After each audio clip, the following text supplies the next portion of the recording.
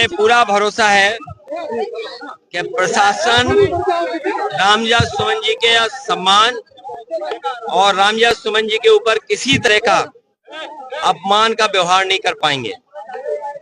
और अगर अभी भी सरकार ने खुली छूट दे रखी है तो सरकार इसके लिए जिम्मेदार है। आगरा में आज बड़ी सेना, ये कोई सेना नहीं है, ये भारतीय जनता पार्टी की सेना है। शेरों को किसी ने खाना खिलाया तो इटावा वालों ने खाना खिलाया था। वही शेर गए हैं गोरखपुर, और वो गोरखपुर वाले ऐसे हैं कि वो शेर को खुले में नहीं रख सकते हैं। जो गोरखपुर वाले हैं वो शेर को खुले में नहीं रख पा रहे हैं, पिंजड़े में बंद कर रखा है।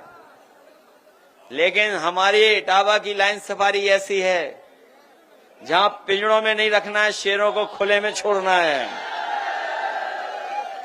इसलिए एक ये भी इतिहास है। इसलिए मैं आज सबसे कहना चाहता हूं कि बाबा साहब भीमराव अंबेडकर जी की आज प्रतिमा लगा करके हम लोगों को उस विचारधारा से जोड़ करके हमारे सांसद और उनके साथियों ने बहुत बड़ा काम किया है। क्योंकि बाबा साहब भीमराव अंबेडकर जी का अगर इतिहास पढ़ते होंगे हम और आप, तो उनसे बड़ा स्कॉलर, उनसे बड़ा इकोनॉमिस्ट, उनसे बड़ा सोशल रिफॉर्मर, समाज सुधारक, अर्थशास्त्री और अधिवक्ता और इतना जानकार कोई नहीं रहा।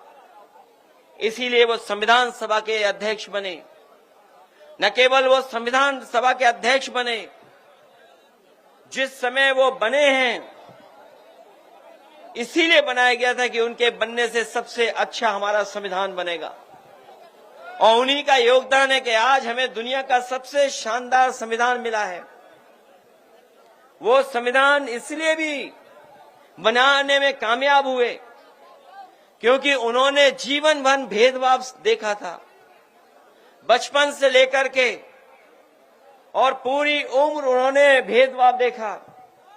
उनके बारे में जिन्होंने पढ़ा होगा वो जानते होंगे कि जब स्कूल की कक्षा में जाते थे उस समय भी उन्हें भेदभाव का सामना करना पड़ता था। अगर तालाब जहां पर जानवर पानी पी सकते थे वहां पर भी पानी अलाउ नहीं था, लेने नहीं जा सकते थे। इतना बड़ा भेदभाव था। और पढ़ाई से लेकर के समाज में और जगह भी उन्हें हर तरह का भेदभाव का सामना करना पड़ा। वो जो हजारों साल पुरानी बुराई जो हमारे समाज में है, याद रखना साथियों, आज भी खत्म नहीं हुई है।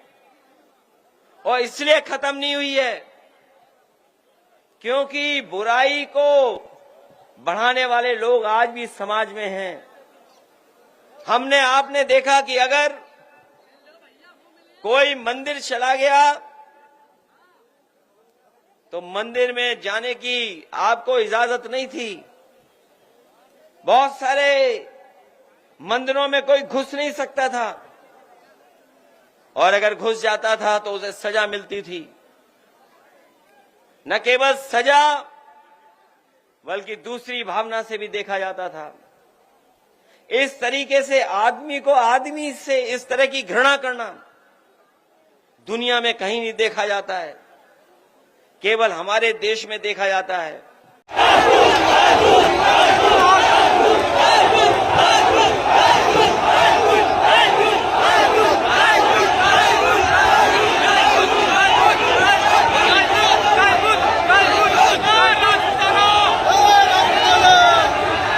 कोई हमारे रामविलास सुमन जी या किसी भी कार्यकर्ता का अपमान करेगा तो हम लोग भी समाजवादी लोग उसके साथ खड़े दिखाई देंगे। और ये सेना वेना सब नकली है, याद रखना। हिटलर ने भी बनाई थी एक ट्रूपर। कोई हमारे रामविलास सुमन जी या किसी भी कार्यकर्ता का अपमान करेगा तो हम लोग भी समाजवादी लोग उसके साथ खड़े दिखाई देंगे, उसकी सम्मान की लड़ाई लड़ने का काम करेंगे। और ये सेना वेना सब नकली है, याद रखना। हिटलर ने भी बनाई थी एक ट्रूपर। हिटलर अपने समय पर एक फौज रखता था, अपने कार्यकर्ताओं को पुलिस की वर्दी पहना देता था, फौज की वर्दी पहनाता था, फिर अपने विरोधी लोगों को पिटवाता था। उसका नाम था ट्रूपर्स, कहा करते थे उसे। ये बीजेपी वालों की ये ट्रूपर है, ये जो सेना दिखाई दे रही है। ये मीडिया वाले भी परेशान हैं। जब से कोरोना आया और इनका वेतन कम हुआ, तब से इनका वेतन ही नहीं बढ़ा। और नहीं मानते, हम जब चले जाएं तो इनसे अलग से पूछ लेना। और जो हमारे मुख्यमंत्री जी कहते थे कि 40 लाख करोड़ रुपया हम लेकर के आए निवेश में। याद होगा, बड़े बड़े आयोजन हुए थे जिसमें बड़े बड़े उद्योगपति आए थे लखनऊ में। इस सरकार ने बड़े बड़े उद्योगपति बुलाए, बड़े बड़े उद्योगपति बुलाए और कारखाना लगाने के लिए उद्योगपतियों से मिलकर के करार किए। और जब करार हो गए दोनों, तो उसके बाद बोला कि हम 40 लाख करोड़ उत्तर प्रदेश की अर्थव्यवस्था में लगाने का काम करेंगे। कहा कि हम कारखाने लगवाएंगे, उद्योग लगवाएंगे। और आज जब पीछे मुड़कर के इनसे पूछते हैं कि बताओ कितने कारखाने लगे हैं, कितने उद्योग लगे हैं, तो इन पे कोई है ही नहीं उद्योग कारखाना लगा हुआ। कोई उद्योग कारखाना नहीं लगा। नौजवान साथियों, ये जितना सामान है आपके हाथ में या जो आ रहा है बाहर से, ये हमारी अर्थव्यवस्था को डुबा रहा है। कोई कारखाना नहीं लगने देंगे। ये बीजेपी वाले पहले तो अमेरिका से समझौता करते थे, इन्होंने उससे ज्यादा चीन से समझौता कर लिया। अभी अमेरिका ने तो पाबंदियां लगाई हैं, थोड़ा बहुत सुनने में आया, पीछे हट गया अमेरिका, पाबंदियां कम की हैं। लेकिन याद रखना, अमेरिका बहुत ताकतवर देश है।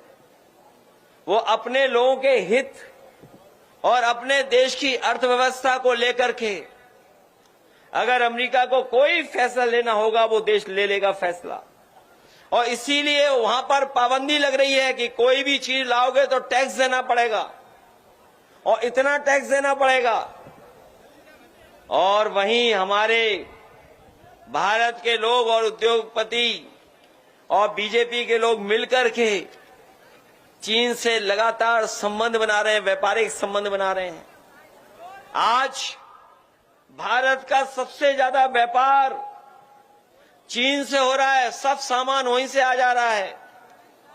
ये जो मोबाइल है, मोबाइल के अंदर जितना सामान है सब वहीं का है। और केवल यही नहीं, बहुत सी चीजें। इसलिए आज के दौर में हम लोगों को क्या रास्ता चुनना है, ये तय करना है। रास्ता क्या हो हमारा, आपका। उद्योग कैसे लगे, कारखाने कैसे लगे, हमारे किसान जो गांव में है उसके पैदावार की सही कीमत कैसे मिले। बताओ हमारे किसान भाइयों, जितने लोकसभा में कानून पास हुए हैं, अगर कोई कानून आपके लिए बना हो तो बता दो हमें।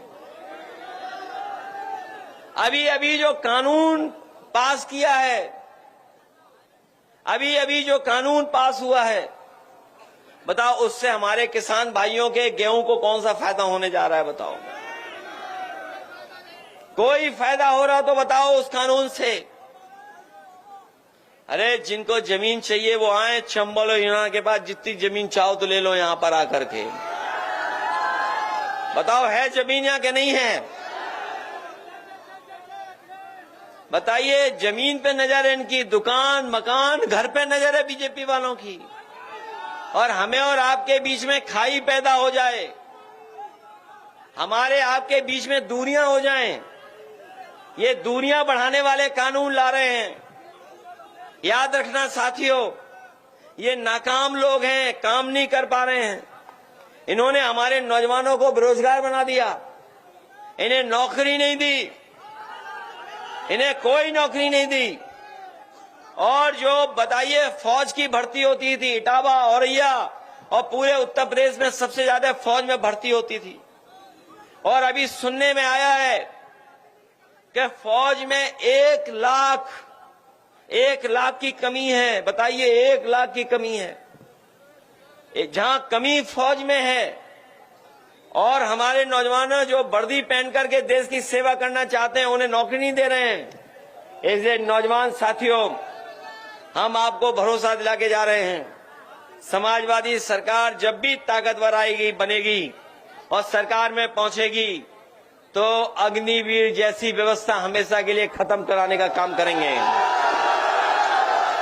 अग्निवीर हम लोग स्वीकार नहीं कर सकते हैं और हमारे नौजवान को काम चाहिए, रोजगार चाहिए और नौकरी चाहिए। हमारा समाजवादियों का सपना था, हम लोगों का सपना था कि सड़कें बने, उद्योग लगे, मंडियां बने। हालांकि अब तो ये भी चौड़ी कर ली सड़क, अब तीन लेन की बना दी। हम लोगों की नकल कर रहे हैं ये लोग। हम लोगों ने आगरा लखनऊ एक्सप्रेसवे बताओ 3 लेन का बनाया कि नहीं बनाया? और उस पर चल करके देख लो, वो अच्छा है कि ये अच्छा है? और जिन्होंने बुंदेलखंड पे थोड़ा बहुत चले होंगे वो बताओ बुंदेलखंड कैसी सड़क बनी है? सब लूट लिया उसमें। ये दिखा रहा कैसे चल रहे हैं, सड़क पे कैसे चलते हैं। ये कह रहा नागिन की तरह चलते हैं। सोचिए आप, कैसा बुंदेलखंड। और मुख्यमंत्री जी कह रहे हैं कोई भ्रष्टाचार नहीं हुआ। याद रखना, जिस दिन से सड़क का उद्घाटन हुआ उसी दिन से मेंटेनेंस हो रहा उस पे। और पूर्वांचल भी हम लोगों की बनाई हुई है। देश के प्रधानमंत्री जो हवाई जहाज लेकर के उतरे थे सड़क पर, वो किसी और की देन नहीं थी, वो समाजवादियों की देन थी। समाजवादी पार्टी ने ऐसा एक्सप्रेसवे बनवाया कि उसमें समय पड़ने पे हवाई जहाज उतार दो। और याद होगा आपको, जिस समय आगरा लखनऊ एक्सप्रेसवे का उद्घाटन किया था, नेताजी वहां पर मौजूद थे। उनके जन्मदिन पर हम लोगों ने उद्घाटन किया था और एयरफोर्स के सबसे बेहतरीन हवाई जहाज जो थे सुकोई, मिराज, उनको सड़क पे उतारने का काम समाजवादी लोगों ने किया था। याद है कि नहीं याद है?